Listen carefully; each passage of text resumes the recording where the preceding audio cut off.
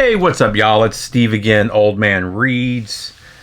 A little different video this time. I don't generally buy children's books, but when I ran across the opportunity to buy this one, I went ahead and grabbed it. It's one of the signed copies of The Most Boring Book Ever from Brandon Sanderson and Kazu Kibuishi. I believe I'm saying that right.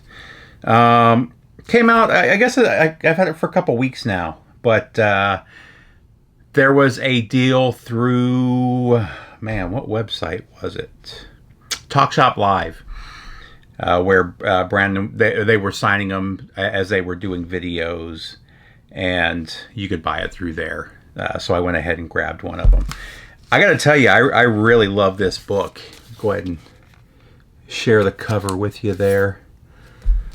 The story's fantastic. It's a real simple story. It's a story of using your imagination. The artwork is fantastic. It's actually a little book plate that's signed by both of them, but still very cool. Really good artwork, and the story is basic.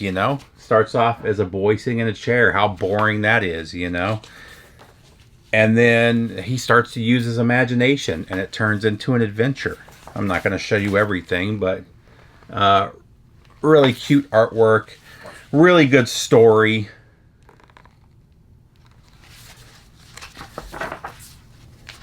And it just talks about how boring it is just sitting in a chair, and the power of imagination. And it's really a great story. It kind of harkens back to Where the Wild Things Are. And that's kind of what I love about it. Where the Wild Things Are was a huge book when I was a kid. It came out I believe it came out when I was a young kid. I don't believe it was out before I was born. But I do remember that book very fondly. And I think this is kind of today's version of that. So for those of you that have kids, I think this would be a wonderful way to go. And it's just a fun little story to teach kids, especially these days, with the internet and, giving kids phones and iPads at 2 years old, 1 year old, getting them addicted to that. Kids have real trouble with imagination. I see it with my daughter all the time. She can't sit still for 2 minutes without her phone. God forbid her phone dies. She's got to have a charger with her every minute. She's got to be able to plug it in every minute.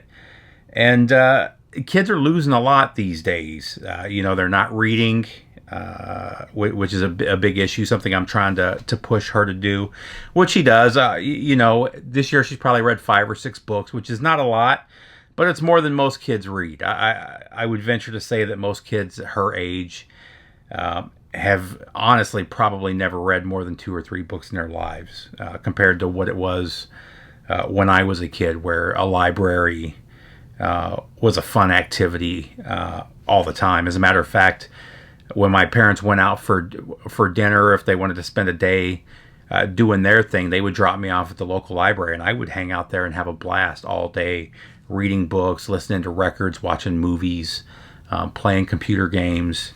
And we're talking mid 80s, so we're not talking today's computer games or today's movies. You know what I mean? But I have a feeling that's really where I got into science fiction, because I remember watching, was it the Andromeda Strain, the original Martian Chronicles. My introduction to Doctor Who was the 70s Doctor Who through VHS tapes at the library. But they really need to get that imagination back. And this is a way to get them started young and just get them thinking, And maybe we need to start putting books in our kids' hands like we had, as opposed to computer screens or iPad screens. And listen, I'm guilty of it too. We weren't crazy about it. We didn't take it with us everywhere now, but like in the evening, to calm my daughter down, we would play videos of Twinkle Little Star as she was laying in bed, and we would sing with her.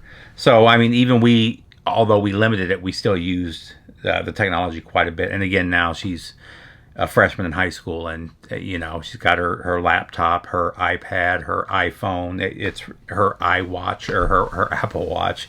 It's ridiculous, but Sorry. But that kind of gets to the point of this book. A fantastic book. I highly recommend you guys pick it up if you have small kids. And it's just going to be a fun one for the family to read. So get it while you can. Take care, guys. I'll talk to you later. Bye.